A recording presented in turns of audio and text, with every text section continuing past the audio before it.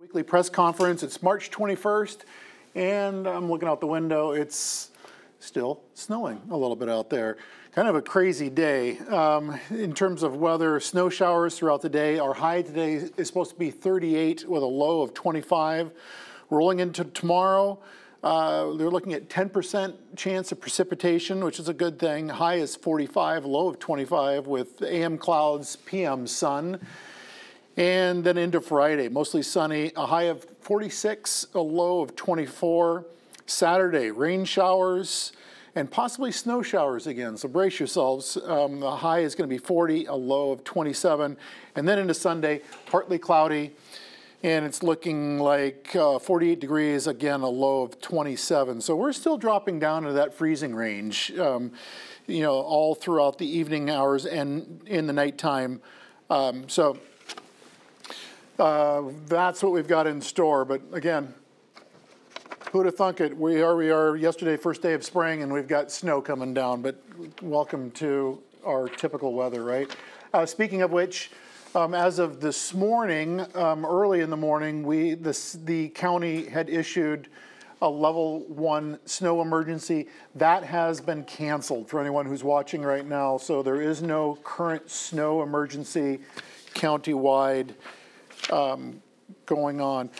Don't have a whole lot to talk about today, just a couple things. One I do want to bring up, this came up at City Council during my announcements, and that was that there was going to be an open house for the Richland Avenue Bridge. This is down by Stop and Cop drive-through, and I had indicated that there was a date and location. That is still in flux. In other words, there's been some conflicts, so at this point, I will pretty much be announcing on Monday night during City Council an amendment to that in terms of a change, any potential changes in the date and the time for that open house as it rolls forward. There's another open house, though, that's going on, and this is for the Northwest Bike Path Spur Phase 3. This would be the bike path spur going from Armitage Road on up to University Estates. That open house is going to be Thursday, April 5th, 3:30 to 6 p.m. So again, April 5th, 3:30 to 6 p.m. at the Reserve at the Falls Community Room. That's up at the University Estates. So you need to take University Estates Boulevard on up, and I believe that it is the buildings that are to your right as you are heading up the hill on University Estates Boulevard. Once again, this is the open house for the Bike Path Spur, and anyone who's interested in the design to review and comment on the plans for this spur. And again, this is the final phase for the Northwest Bike Path Spur that essentially goes from West State Street Park, crosses over the river, and swings around near the Hope Preserve or wetlands by Little Fish, and then again, phase 3 would be continuing on up to University Estates. So keep that in mind. Some other things, EPW related, East State Street contractor is still working on removal of items and coordinating with the utilities on the East State Street project. You may have noticed that for anyone who's driven East State Street recently, you've seen some work going on the south side of the street. That'll be for the new sidewalk, but also working on the utilities in that area. Other things going on in the city, cemetery mowing is going to beginning this week. I really don't think there's a whole lot of mowing going on today at the cemeteries, but just know that we're going to start sprucing up the cemeteries, the West State Street Cemetery and the West Union Street Cemetery as well. Athens Beautification Day, still sign-ups available. The sign-ups will be available through the 14th of April. So if anybody's interested, the big event is going to be April 22nd. But the whole week is going to be Athens Beautification Week, and that's from April 23rd through the 27th. We'll have a number of other projects going on throughout the city. So it doesn't just end on Beautification Day, which is, again, April 22nd, but we're rolling through that whole week. Some other things, the Athens Commission on Disabilities is going to be hosting their monthly meeting. It's going to be the 21st, so this evening, 5:30 to 6:30 p.m. in the community center. Again, that is open to anyone who wants to attend the Athens Commission on Disabilities monthly meeting. We also have going on at the community center, Superhero Princess Ball. Who can miss the Superhero Princess Ball? That's going on in the community center. And is sponsored by Athens County Children's Services. That'll be this Saturday, March 24th. It is from 1 to 3 p.m. Wear your costume, your superhero costume, and come out to the Princess Ball. Again, who could miss the Princess Ball, right? That is going to be in Athens Activity Room A. So come join whomever for that. Speaking of the 24th, just to give everyone a heads up, there'll be probably a large event that is going on High Street here in the city of Athens. Yes, it's High Fest once again, which will be occurring Saturday as well on High Street, typically all the way from Union Street on up over the hill and down to Carpenter Street or North Lancaster. So keep that in mind. I would encourage people to kind of reroute yourselves. If you need to drive that way, find a different way to drive through, because there will likely be a rather large contingency of young individuals from Ohio University and elsewhere that will be up there. So keep that in mind. Arts West is having a drum jam. That's also Saturday. So we have a drum jam. We've got the Superhero Princess Ball, and we have High Fest. The drum jam, like I said, is going to be this Saturday. It is from 8 to 11 p.m. at Arts West, 132 West State Street. Come out and enjoy a night of drumming and dancing. Everyone is welcome to this. It's a recommended donation of $5 to $10. Food and non-alcoholic beverages are allowed, so I'm assuming then it's you can pack your own and bring it to this particular event. So anyway, come and enjoy that. Last couple items, and then I do have individuals from the press that are here with me today. Pride Week Story Time and Craft Night with surprise guest readers. And I think that I'm one of those readers that's going to be attending that event, at least between 6 and 6:20. I will be there. It's March 27th at the Athens Public Library. Crafts and snacks plus LGBTQA friendly stories are going to be read. Book giveaways there's going to be book giveaways, free and open to the public in celebration of Ohio's Pride Week. So mark your calendars for that as well. 6 p.m., March 27th at Athens Public Library. The last item that I've got, and I'm really looking forward to this, I will also be at this event this Sunday, which is March 25th at 3 p.m. at the Templeton Blackburn Alumni Memorial Auditorium, affectionately known as MEMAUD, is going to be WOUB presents Our Town, Athens, which will be a screening that's going to take place, a premiere screening. It'll be great. It's the Storytelling Institute's going to be there. Our Town, Athens, again, is the show.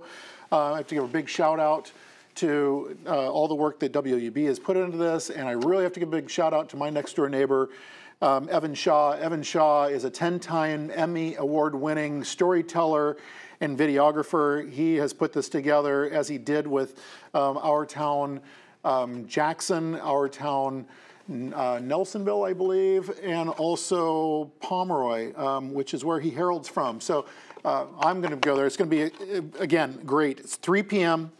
At MEMAUD on Sunday, which is really, really going to be cool. And if I'm not mistaken, I think I have a couple cameos in this documentary. So, and I'm not going there for that. I don't really like watching myself on TV, but I will be there. That all said, I want to turn it over to a couple guests here today from the media. We've got Lily and Shane who are here, and I'm going to turn it over to you two because I know you have some questions for me. Okay, yeah, and thank you for having us, number one, and thank you for answering a couple of our questions. We're doing a story about the solar initiatives that are kind of popping up around Athens. We recognize that you guys just recently passed an ordinance that would place an opt-out carbon fee on the ballot for voters to vote on this coming May. Is that correct? May? It would be. In May? For this May. And those fees would kind of balance the energy costs of carbon emissions that, you know, are kind of expensive and damaging to different local environments and whatnot. So I was just wondering, first off, you know, what kind of reception that ordinance has gotten so far to this point? Have you talked to people in town? Are they very receptive to it? You know, most people that I've spoken to are receptive to it. You know, and my position at this point is just educational with this going forward with this carbon fee under the Southeast Ohio Public Energy Council. It's a, I think it's important that we always think about our environment, you know, in different ways in which we impact our environment every day, whether it's, you know, driving from point A to point B versus walking or riding your bicycle, as well as, you know, monitoring how you utilize your own utilities, because most of our electric generation comes from fossil fuel, you know, generated electricity. And so this carbon emissions fee is essentially a way to create opportunities to have more solar projects when it comes to the municipal buildings in the city of Athens, so that the city buildings were able to, again, reduce our emission footprint as we move forward. And you were talking about how by 2020 you would like to have 20% of the energy output from Athens come from solar energy. Is that a realistic goal in your mind? Do you think that that's something that you guys can still meet by that point in 2 years from now? Well, I believe it is. I mean, the city of Athens we don't generate power. We're a power consumer. And so there are ways in which we can really reduce one project. And again, this is not necessarily related to what you were just talking about with the carbon fee, but it certainly is related to our carbon footprint. We will be putting solar panels at the water treatment plant. That's a project that's currently underway. We have a lot of renovations that need to be made, a lot of upgrades to our water treatment plant. Water treatment plant was built in the late 1950s for Plant 1, and Plant 2 was in the late 1960s. It has, you know, a lot of aging elements associated with it. So anyway, for the upgrades that are going to be taking place there, we found an opportunity to where we could put solar arrays, what's called behind the meter, to where we are capturing solar power and feeding it into that plant. It will not come anywhere near replacing the power and the consumption for that plant. It's a lot. There's probably the two largest energy consumers in the city for municipal buildings is the wastewater treatment plant and the water treatment plant. But this helps us offset that cost. Will it be 20%? I don't know, but will it drive it down? Certainly. So if we can keep our costs down in terms of what we have to pay for our electric consumption, and we can do it effectively over time by paying down on these panels as well, you know, within 7 years is what we have projected. We will be, you know, using that energy 100% to help offset the cost for that power plant. But again, keep in mind, it's not going to replace 100% of the power consumption with that facility. But that's just one example of us, you know, better utilizing natural resources to provide energy to our facilities. We've looked at some other possibilities. Again, I say possibilities because we really haven't done any level of engineering on it. But, you know, I often look at the 6th floor of the parking garage, and is there an opportunity to put a solar array up there that we could be using either to power the lighting and the charging stations for the parking garage? Possibly. I mean, it's something worth looking at. Or could we put an array over there and then we just transmission, through transmission, bring that power over here to the city building and the law building across the way, and using that. We've talked about it with Arts West, having Arts West roof, possibly have solar arrays on that. So we're always thinking about different possibilities for driving down not only our carbon footprint, but also driving down our energy costs, because we're not utilizing as much energy off the grid. We're behind the meter using our own. And there are a couple local businesses in Athens, Little Fish, Jackie O's, to name a few, that have recently installed solar, panels of their own, and have started making those strides toward becoming more efficient with their energy output as well, or their energy input. And do you guys look at those as kind of stepping stones toward the greater goal of what you guys would like to accomplish here with the rest of these municipality buildings? Are those conversations being had with them? Well, I wouldn't say that the city government is having conversations with them. I will say that in my capacity, I always talk with them, and to get my head wrapped around and a better understanding as to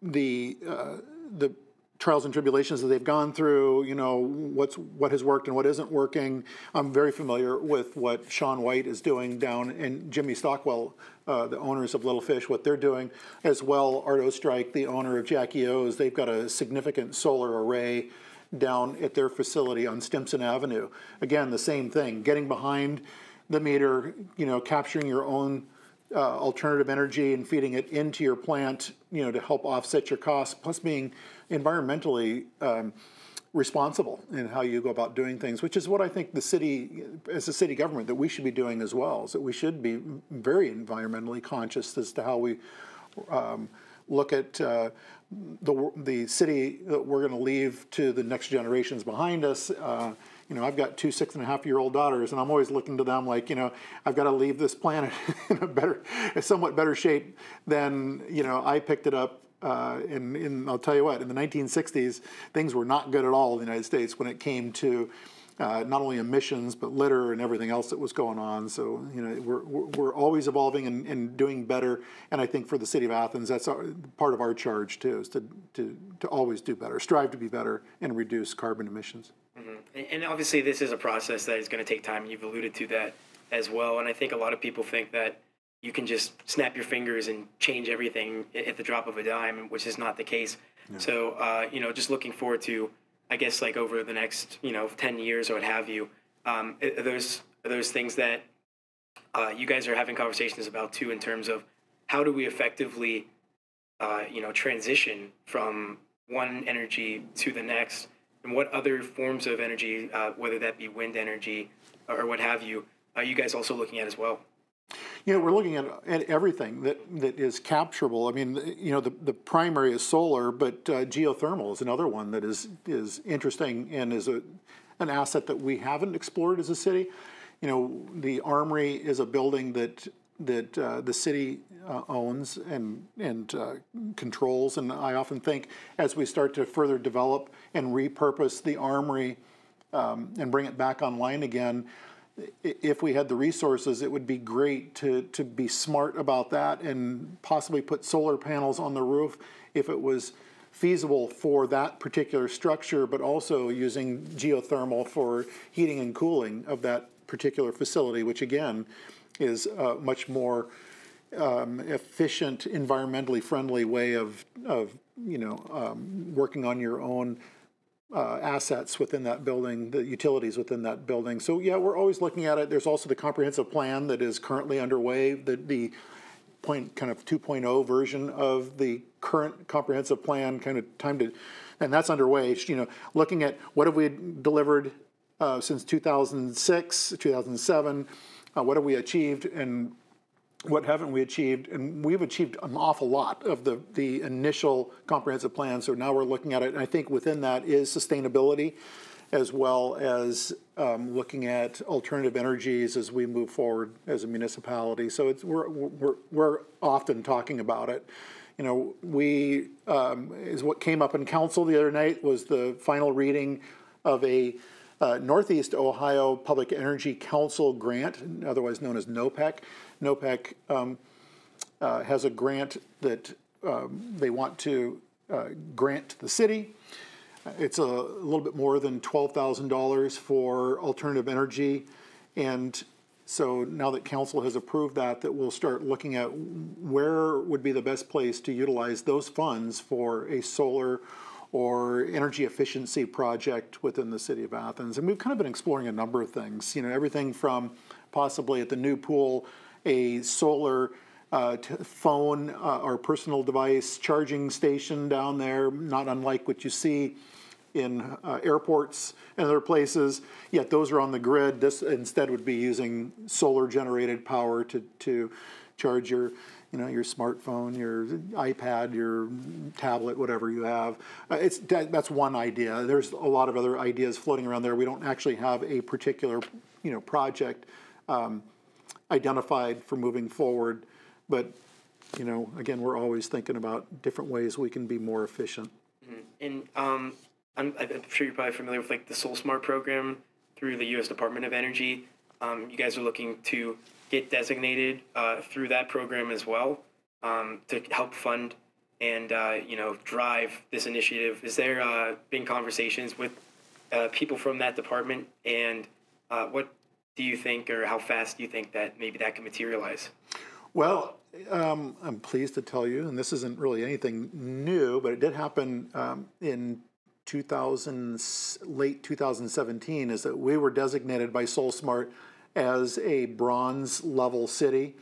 There's the 3 or 4 levels, I think it's 3, gold, silver, and bronze, and we were awarded the bronze, as was Amesville, Ohio, and Athens County was also identified as a SolSmart bronze level county.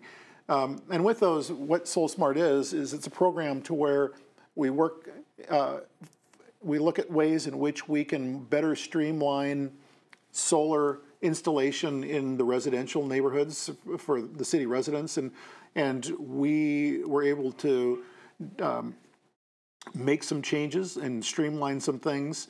We will try to become a silver level SolSmart city. Again, a couple hurdles that we'd have to jump through in order to get to that level. And I think that the other entities I just named are also looking at that, ways in which they can achieve silver level. But again, it's a process, and SolSmart is a program that strives to get communities to better streamline residential solar installation. I think that's good. Thank you. All right. Thank you. Well, thank you to both of you for coming here today, and thank you to anyone who's tuned in. I appreciate it. Again, weather-wise, things are going to be changing a little bit tomorrow and into Friday, but then be prepared. We may see a little bit of wintry mix on Saturday. But as always, have a great week and have a safe weekend. And please tune in next week for the next installment of the Mayor's Weekly Press Conference. Take care.